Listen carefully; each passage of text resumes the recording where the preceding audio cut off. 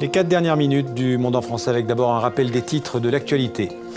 Comment réduire les risques de catastrophes naturelles à l'heure des changements climatiques? C'est l'objectif de la conférence de l'ONU qui est réunie en ce moment à Sendai, au Japon, en présence du couple impérial, 4 ans après le tsunami qui a ravagé la région de Fukushima. Marche européenne de solidarité avec le Tibet, aujourd'hui à Paris. En tête de cortège, le Premier ministre du gouvernement tibétain en exil. Une manifestation pacifique pour encourager au dialogue avec les autorités chinoises, avec pour objectif une réelle autonomie pour le peuple tibétain. J-3 en Israël avant les élections législatives de mardi prochain. Le Premier ministre sortant Benjamin Netanyahou en difficulté dans les sondages, devancé par le centre-gauche.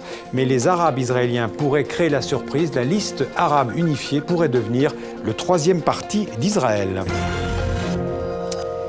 Les temps forts de l'émission ce samedi, l'essentiel du 64 minutes préparé aujourd'hui par Grégory Fontana et Astrid Lefebvre. En à peine 30 minutes, Pam a tout ravagé sur son passage.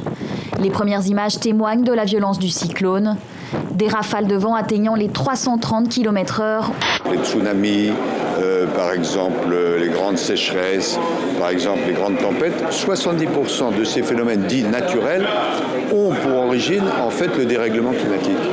Pour empêcher les partis arabes d'accéder à la Knesset, le gouvernement Netanyahou a relevé le seuil d'éligibilité. Il faut désormais recueillir 3,25% des voix au lieu de 2% auparavant.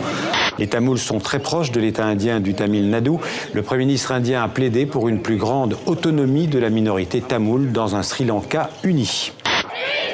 Le temps d'une marche, faire de Paris la capitale d'un Tibet libre, à défaut de pouvoir le crier à tue-tête dans les rues de Lhasa ou brandir le drapeau tibétain ou bien plus simplement le portrait du Dalai Lama, reste un délit.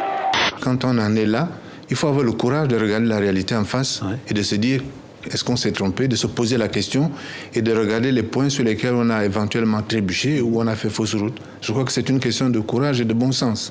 Ce coup de griffe au gouvernement indien qui vient d'interdire un documentaire, Fille de l'Inde.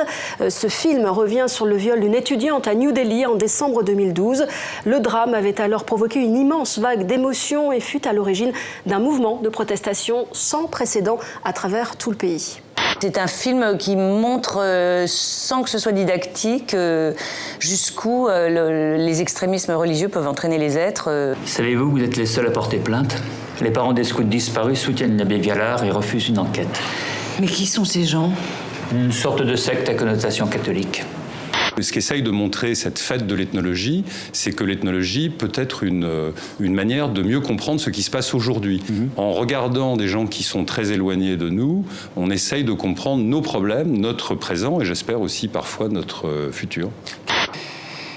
Il est très étrange de donner un prix de cinéma suisse parce qu'il n'y a pas de cinéma suisse. Là, c'est la leçon de Jean-Luc Godard. C'est du Godard, il n'y a pas de doute.